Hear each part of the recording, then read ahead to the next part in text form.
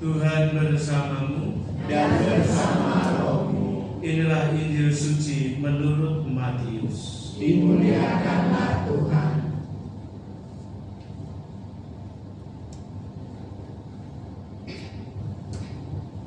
Menurut silsilah Yesus Kristus, Yakub memperanakan Yusuf, suami Maria, yang melahirkan Yesus yang disebut Kristus. Sebab Kristus lahir, Maria ibunya bertunangan dengan Yusuf. Ternyata Maria mengandung dari Roh Kudus sebelum mereka hidup sebagai suami istri. Karena Yusuf suaminya seorang yang tulus hati dan tidak mau mencemarkan nama istrinya di muka umum, ia bermaksud menceraikannya dengan diam-diam. Tetapi ketika Yusuf mempertimbangkan maksud itu, malaikat Tuhan nampak kepadanya dalam mimpi dan berkata, "Yusuf anak Daud, janganlah engkau takut mengambil Maria sebagai istrimu, sebab anak yang di dalam kandungannya adalah dari Roh Kudus. Maria akan melahirkan anak laki-laki, dan engkau akan menamai dia Yesus, karena dialah yang akan menyelamatkan umatnya dari dosa mereka." Sesudah bangun dari tidurnya, Yusuf berbuat seperti yang diperintahkan malaikat Tuhan itu kepadanya. Demikianlah sabda Tuhan.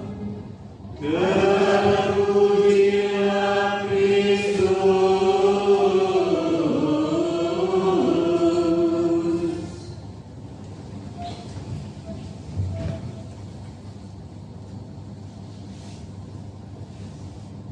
Bapak Ibu, saudara-saudari yang terkasih,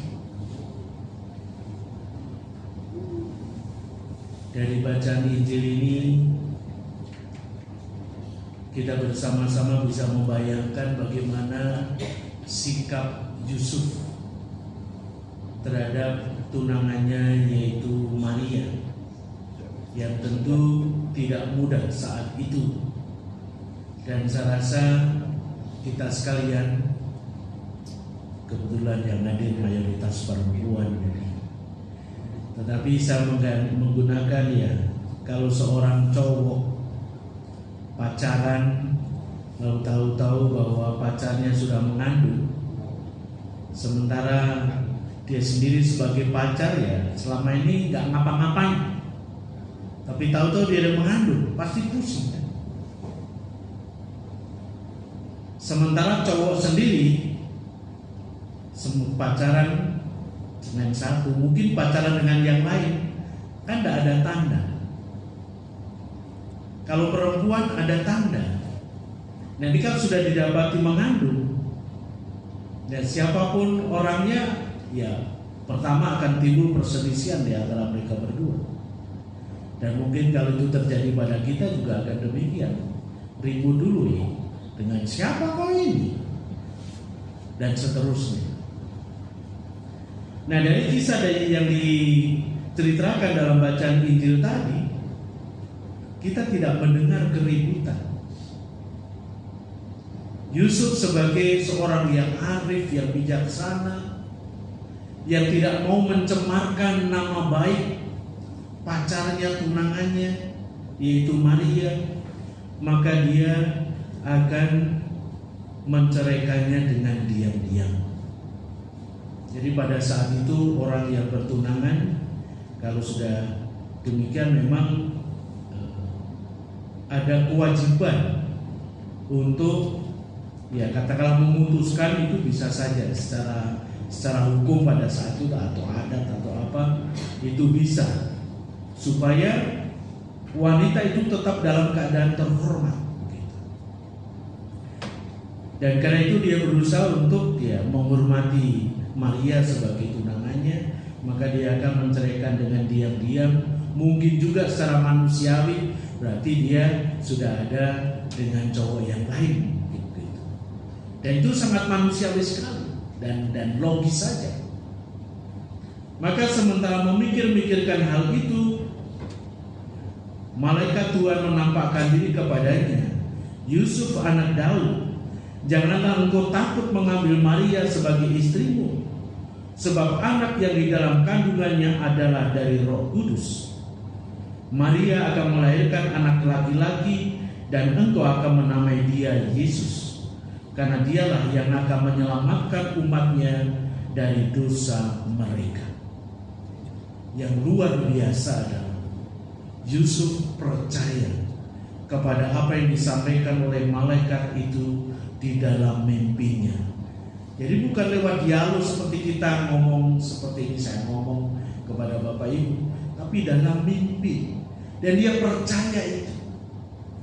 Maka mimpi itu memang ya multi tafsir ya. Kalau kita bermimpi, ya ada yang bilang cuma bunga tidur, ada yang bilang ya mungkin itu ada kerinduan tertentu yang tidak terpenuhi sampai akhirnya kemudian terpenuhi dalam mimpi. Tapi juga mungkin itu suatu ungkapan kedalaman di bawah sadar yang terpendam sekian lama yang kemudian terungkap dalam mimpi. Atau bisa juga merupakan suatu ya bahwa suatu pesan bahwa akan ada sesuatu. Jadi sangat tergantung dari orang itu menangkap mimpi lalu menafsirkannya. Nah ini Yusuf percaya, oh iya berarti ini kehendak Allah. Begitu bahwa ini kehendak Allah, bahwa Roh Kudus yang bekerja dalam diri Maria, dia tetap menaruh hormat kepada Maria dan dia tetap menjalankan apa yang dipesankan itu, yaitu mengambil Maria sebagai istrinya. Nah ini yang luar biasa. Jadi dia tidak mau berdebat secara rasional. Tentu sangat berbeda dengan kita sebagai orang modern sekarang. Segala sesuatu harus nyata, terbukti. Secara rasional bisa dibuktikan, saya percaya. Kalau dibuktikan, enggak. Nah itulah perkembangan orang-orang modern yang semakin mendewakan rasionya. Sampai akhirnya Tuhan itu ditinggalkan karena Tuhannya adalah rasionya itu. Jadi kalau secara rasional dia bisa ya berbuat segala sesuatu, menciptakan sesuatu, maka akhirnya orang yang punya rasio itu, punya akal budi yang bisa membuat segala macam itu, akhirnya itulah yang mempertuhan dirinya. Sementara Yusuf tidak. Dia sebagai orang yang polos, ya tulus, ya itu kalau memang itu kehendak Allah, saya siap untuk menerima itu. Dan dengan keputusan Yusuf ini, maka tergenapilah apa yang dinubuatkan oleh Nabi Samuel seperti ungkap dalam bacaan yang pertama tadi, bahwa Yesus keturunan Daud itu menjadi digenapi. Maka kalau dalam kitab-kitab dalam Perjanjian Lama itu banyak lebih mengarah kepada Yesus dan itu tergenapi di dalam Perjanjian Baru. Nah, Bapak Ibu saudara-saudara yang terkasih, maka pada hari raya Santo Yosef ini pantaslah kita juga bersama-sama mensyukuri atas sosok pribadi Yosef yang tidak banyak diceritakan orang, tidak tertulis dalam kitab suci, hanya namanya saja disebut, tapi kata-katanya tidak pernah. Dia menjalankan di dalam pemahamannya secara batin banyak hal yang disampaikan kepadanya dari Tuhan lewat malaikat, juga lewat mimpi-mimpinya. Dia mempercayai itu dan itu menggerakkan hatinya untuk melakukan segala sesuatu seperti yang dikehendaki oleh Tuhan. Maka dengan dianya Santo Yusuf kemudian mulailah terjadi karya penyelamatan yang kemudian ya, Maria yang mengandung kemudian melahirkan dan seterusnya sampainya Yesus menjadi penyelamat dunia. Dan ini adalah sebagai suatu kebenaran yang hanya bisa diterima. Jadi kita sebagai orang-orang zaman sekarang mungkin ya mesti harus ada bukti arkeologis dan lain sebagainya, yaitu akan merepotkan dan melelahkan. Tapi sebagai suatu kebenaran iman hanya bisa diterima.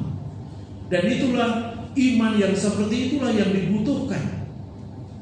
Iman yang bagaimana? seperti yang dimiliki oleh Abraham yang tadi kita dengarkan dalam bacaan yang kedua. Sehingga dia akhirnya disebut Bapa kaum beriman karena dia percaya akan Allah. Kemana dia diutus, dia pergi walaupun tidak jelas dia mau pergi kemana, nanti akan kutunjukkan. Dia percaya saja. Kalau kita kan nggak mungkin akan menjalankan misalnya, udah kamu sekarang pergi ke Jawa sana. Ngapain ke Jawa?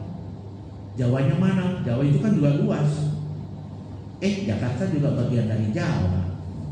Tapi kita orang Jakarta kan jarang mengakui bagian dari Jawa. Jakarta ya sebagai orang Jakarta seolah-olah beda. Nah, yang kadang-kadang nggak tahu kesombongan orang ibu kota kali ya. Jadi kadang-kadang lu ke Jawa nggak liburan nih?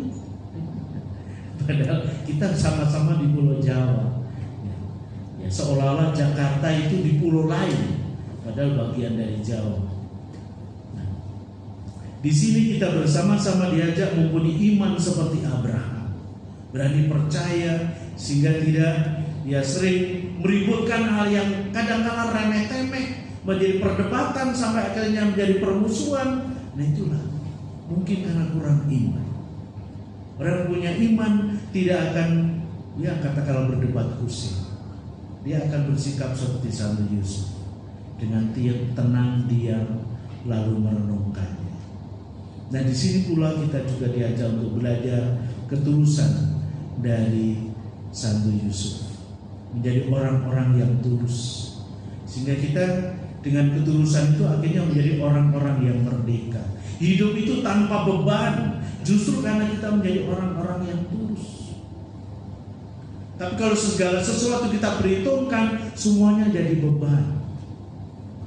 Termasuk kita misa pada malam hari ini. Kalau nggak tulus kita pergi untuk misa, merayakan Ekaristi, mengalami persatuan dengan Tuhan, akan menjadi beban. Karena beban kita tidak merdeka. Romo khotbahnya jangan panjang-panjang, ini nggak berhenti-berhenti. Jadi beban. Tapi kalau tulus kita menikmati suasana Ekaristi, suasananya sendiri sudah memberikan sesuatu dalam diri kita. Lalu perayaan itu sendiri, Ekaristi itu sendiri, dan terutama sabda Tuhan yang kita dengarkan, bagaimana itu juga mengetuk hati kita sehingga kita juga semakin diperkaya akan kasihnya, akan keutamaan daripadanya. Nah, kalau kita menjadi orang yang tulus, maka hal ini juga akan membentuk sikap yang lain, keutamaan yang lain.